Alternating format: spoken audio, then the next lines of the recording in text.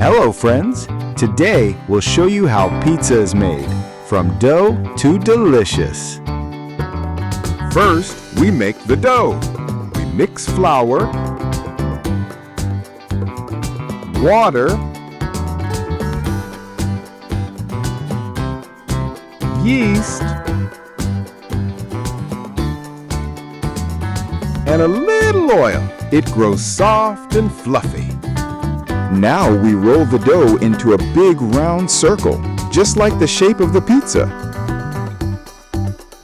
Next comes the yummy part, tomato sauce and lots of melty cheese.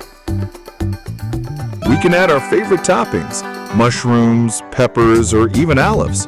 What's your favorite topping? Now we bake the pizza in the oven until it's golden and bubbly.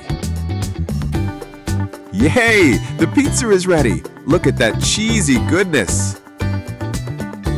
Pizza is best when we share it with friends. From dough to delicious, that's the story of pizza.